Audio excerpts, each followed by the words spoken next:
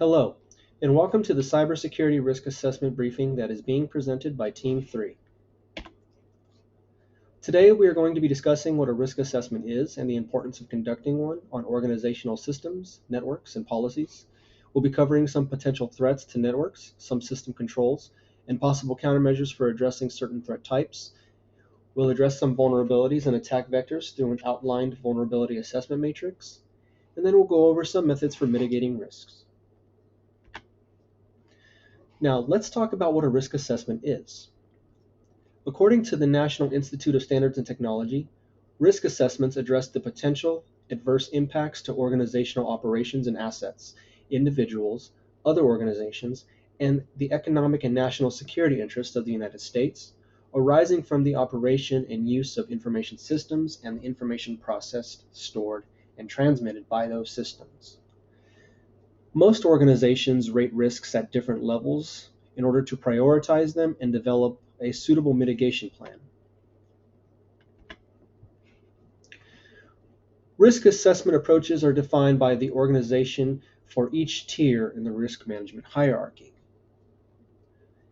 Approaches at the organizational tier include historical studies of threats, assessments of competitors' behavior, and stakeholder surveys. At the business tier, it includes market projections and assessments of the organization's information architecture. For this situation, our assessment will be at the information system level, where we investigate risks to operational environments. This includes risk factors that are considered in all assessments that include corporate and customer cultures. Now, assessing risks starts with listing and prioritizing relevant threats and vulnerabilities.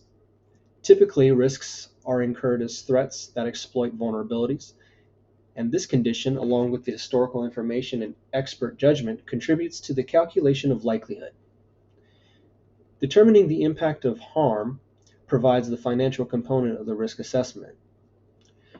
Risks can be calculated quantitatively in formulas using the probabilities and costs for likelihood and exposure, and numerical values for risks can be achieved as well in assessing them using qualitative analysis techniques.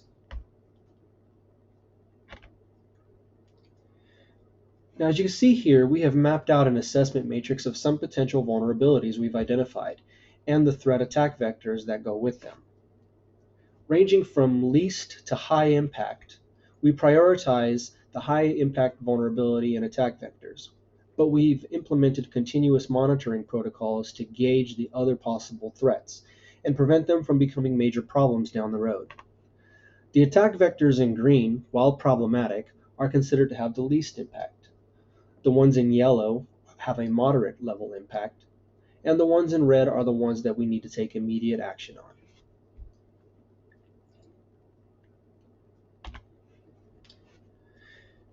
Now, countermeasures are actions that are taken to minimize, mitigate, or eliminate threats to vulnerabilities of computer systems, depending on specific threat characteristics and how susceptible a system is to vulnerabilities. Now, some examples of threats include unpatched software, weak hardware configurations, weak security policies and lack of enforcement, or incomplete threat and vulnerability analysis. Other examples include SQL injection and cross-site scripting.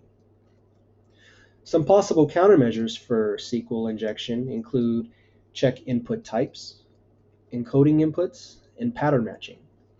Cross-site scripting, we could implement special character filters. We can also convert less than and greater than symbols for script output. And finally, we can also use hypertext transfer protocol URLs to transfer cookies. These are some of the methods that can be used as a suitable countermeasure for this type of threat. And understanding this concept will enable us to implement the right countermeasure for any possible threat.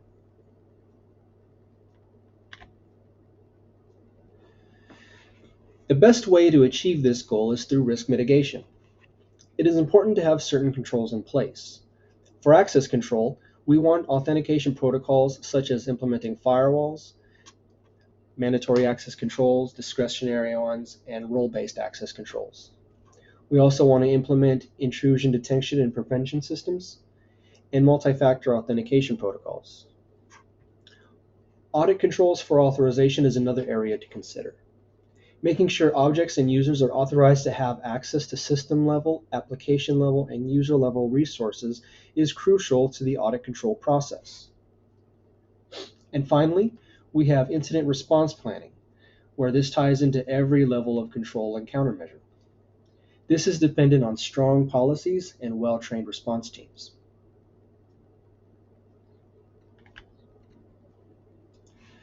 Our recommended course of action is to act in accordance with the established risk management policy, establish multi-factor authentication protocols for all associated members so we know who and what users are authorized to access, to follow the incident response procedures while referring to the business continuity plan and the disaster recovery plan, and generating an after-action report to senior management and leaders on our findings. And we also want to enforce user education through cybersecurity awareness trainings and acceptable use policies. Tying all of this together will ensure that we have the best mitigation plan going forward.